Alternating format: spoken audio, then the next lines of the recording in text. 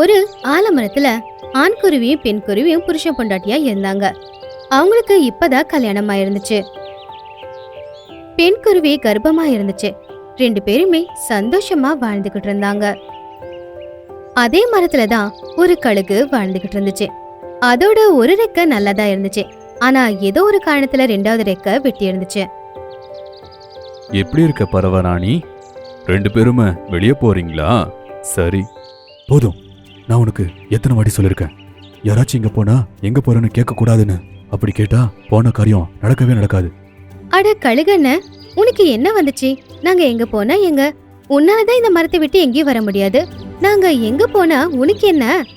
உன்னை பாத்துக்கிறது கூட நாங்க தானே செய்ய வேண்டி இருக்கு. நீங்க எங்கோ கிளம்பிருக்கீங்கல்ல, அதனாலதான் நீங்க எங்க போறீங்கன்னு நான் கேட்டேன். பார்க்கறதுக்கு நல்லா இருக்கீங்க. கடவுள் நீங்க இப்படியே இருக்கிற மாதிரி பண்ணட்டும். ரொம்ப நன்றி. ஆனா உங்களுக்கு ஒரு ஜோடி எப்பவும் வராது. ஏன்னா உங்களுக்கு தான் ஒரு ரெக்கையே கிடையாதுல்ல. ஆண் குருவி பெண் குருவி எப்பவுமே கழுகு கிட்ட இப்படிதான் பேசிக்கிட்டு இருக்கோம். ஏன்னா அந்த மரத்துல வேற யாருமே இல்லைங்கிறதுனால அவங்க 2 பேரும் தான் கழுகுக்கு ஏதாச்சும் கொடுக்க வேண்டி இருக்கும். ஒரு நாள் என்ன நடந்துச்சுன்னா, குருவி ஆப்பிள் தின்னுக்கிட்டு இருந்துச்சு. அட, ரொம்ப நல்லா இருக்கு. என்னோட வீட்டுக்கார் எந்த மரத்துல இருந்து இதை பறிச்சிட்டு வந்தாருன்னு தெரியல. இதோட சுவை உண்மையிலேயே அருமையா இருக்கு. பரவராணி என்ன சாப்பிடுறீங்க? எனக்கு ரொம்ப பசிக்குது. கொஞ்சம் எனக்கு கொடுக்குறீங்களா? இந்த கழுகோட பார்வை எப்பவுமே என் மேலேயே தான் இருக்கு. அதுக்கு தெரியாத நான் கர்ப்பமா இருக்கேன்னு இப்ப பார்த்தாலும் நான் சாப்பிடுற சாப்பாட்டுல கண்ணு வைக்குது. என்னாச்சு? இன்னைக்கு ஒண்ணுமே பண்ணலையா? எடுத்துட்டு வர இரு. குருவி நைட்டு வச்ச சாப்பாட கழுகுக்காக எடுத்துட்டு போச்சு. கழுகு அந்த சாப்பாட சாப்பிட ஆரம்பிச்ச உடனே அதுக்கு புரிஞ்சு போச்சு அது பழைய சாப்பாடுன்னு. இது ராத்திரி பண்ண சாப்பாடு. இன்னைக்கு ஒண்ணுமே பண்ணலையா? இதுதான் இருக்கு. சாப்பிடுறதுனா சாப்பிடுங்க, இல்லைன்னா விட்டுடுங்க. தினமும் ராத்திரி மிச்சமானதை நீங்க எனக்கு கொடுக்குறீங்க. ஆனா நீங்க மட்டும் நல்ல சாப்பாடை சாப்பிடுறீங்க. நானும் கூட இன்னைக்கு நல்ல சாப்பாடை சாப்பிடணும். எனக்கும் சாப்பிடுறதுக்கு ஏதாச்சும் கொடுங்க. இங்கேயே உட்காந்துக்கிட்டு எதுக்காக என் உயிரை எடுத்துக்கிட்டு இருக்க? உன்னால எங்கேயும் போக முடியாது. இந்த மரத்துல மட்டும்தான் நீ உட்காந்துக்கிட்டு இருப்ப. சாப்பிட கொடுத்தா அதுக்கும் ஏதாவது சொல்லிக்கிட்டு இருப்ப. என் புருஷன் கஷ்டப்பட்டு அவரு வேலை செஞ்சு எடுத்துட்டு வர சாப்பாடு, அத நான் உனக்காக கொடுத்துக்கிட்டு இருக்கணுமா? உனக்கு இது சாப்பிடணும்னா சாப்பிடு. கழுகு எதுவும் பேசாம கெட்டுப்போன அந்த சாப்பாடையே சாப்பிட்டுக்கிட்டு இருந்துச்சு. தினமும் அந்த குருவி கழுகு ஏதாவது சொல்லிக்கிட்டு இருக்கோம். பாவம் அந்த கழுகால என்ன செய்ய முடியும்? அதால பறக்கவும் முடியாது. தினமும் அதுக்கு தேவையான சாப்பாட கூட அது பறந்து போய் எடுத்துட்டு வர முடியாது. அதனால அந்த குருவிங்க என்ன திட்டினாலும் அமைதியா அதை கேட்டுக்கிட்டு தான் இருக்கும். அதுக்கு அது எந்த பதிலும் சொல்லாது. கடவுளே, நீ எனக்கு உயிர் கொடுத்துருக்க, கூடவே இதுக்கு கஷ்டத்தையும் கொடுத்துக்கிட்டே இருக்க. யாருக்குமே உதவ முடியாம நான் உயிரோட இருந்து என்ன பிரயோஜனம்? நான் ஒரு தண்டமா மாறிட்டேன். இந்த மரத்துல எந்த பறவையும் வந்து உட்காரவே மாட்டேங்குது. வரவங்க கூட எனக்கு சாப்பாடு கொடுக்க வேண்டியது இருக்கு. ஒரு நாள் இல்லைன்னா ஒரு நாள் எனக்கு கண்டிப்பா தெரிய வரும், என்னோட வாழ்க்கை இப்படியே போயிருமா? நீங்க 2 வேளை சாப்பாடு கூட எதுக்கு கொடுக்க மாட்டீங்க?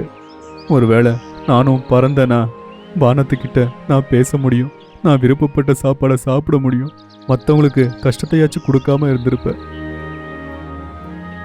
கழுகு இப்படி தன்னை தானே திட்டிக்கிட்டு இருந்துச்சு. அப்போ அதோட பார்வை மரத்துக்கு கீழே இருந்த ஒரு பாம்பு மேல போச்சு. அந்த பாம்பு ரொம்ப ஆசையா அந்த கூட்டை அப்படியே பார்த்துக்கிட்டு இருந்துச்சு. இந்த பறவை கர்ப்பமா இருக்கு, கொஞ்சம் நாட்கள்யே முட்டை வைக்கும். அப்போ அந்த முட்டையை நான் சாப்பிட போறேன். பறவையோட முட்டையை சாப்பிட்டு ரொம்ப நாள் ஆச்சு. பாம்பு பேசிக்கிட்டு இருந்தத கழுகு கேட்டுருச்சு. கொஞ்ச நாளுக்கு அப்புறம் குருவி 2 முட்டையை போட்டுச்சு. புருஷன் பொண்டாட்டி 2 பேருமே ரொம்ப சந்தோஷப்பட்டாங்க. ஒரு நாள் பெண் குருவிக்கு திடீர்னு உடம்பு முடியாம போச்சு. அதனால ஆண் குருவி அதை ஹாஸ்பிட்டல் கூட்டிட்டு போலான்னு யோசிச்சது. உனக்கு பண்றதுக்கு வேலையே இல்ல. என்னோட பொண்டாட்டிய டாக்டர் கிட்ட காட்டிட்டு நான் வர்ற வரைக்கும் நீ என்னோட முட்டைய பாத்துக்கோ. நீங்க கவலைப்படாம போயிட்டு வாங்க. உங்க முட்டைய நான் பத்திரமா பாத்துக்கிறேன். ரெண்டு பேரும் பறந்து போயிட்டாங்க. முட்டை அங்கேயே தான் இருந்துச்சு. பாம்பு இந்த வாய்ப்புக்காக தான் காத்துக்கிட்டு இருந்துச்சு. நல்லதா போச்சு. பறவை 2 முட்டை வச்சிருக்கு. வயிறு முட்டை அதை நான் சாப்பிட போகிறேன்.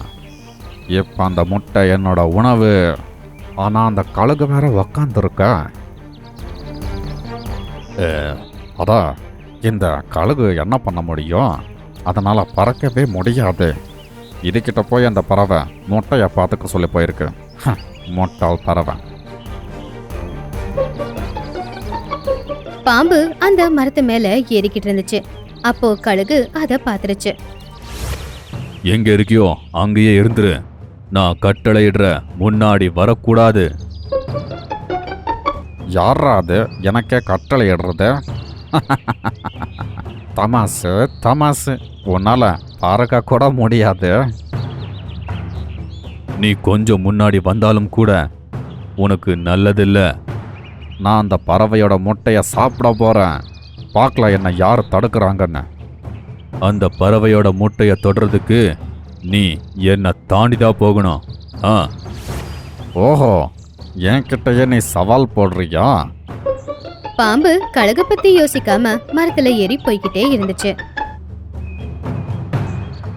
ஆனா அந்த பாம்பு நேரா மேல போன உடனேயே கழுகு அதோட கையால அந்த பாம்பை பிடிச்சிருச்சு.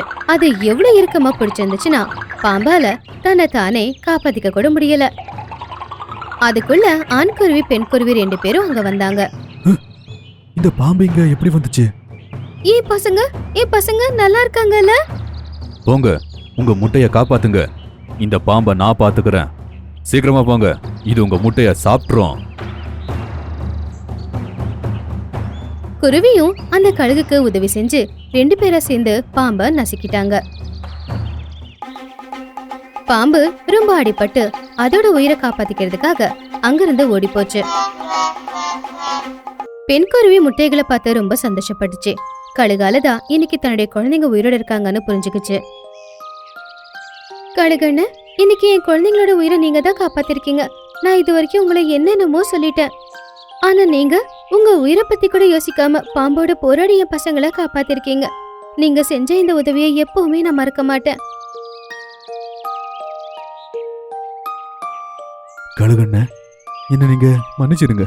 பாவம், உங்களை நாங்க தெரியாம நிறைய திட்டிட்டோம். நீங்க வேலை பண்ணாம தண்டமா இருக்கீங்கன்னு நாங்க நினைச்சோம். அப்படி திட்டினாலும் எங்களுக்கு உதவி பண்ணிருக்கீங்க. அட, இது என்னோட கடமை. இப்போ பெண் குருவி ஆண் குருவி 2 பேரும் கழுக ரொம்ப நல்லபடியா பாத்துக்கிட்டாங்க. அப்புறம் அவங்க 2 பேரும் எப்பவுமே அதுகிட்ட சந்தோஷமா பேசிக்கிட்டு இருந்தாங்க.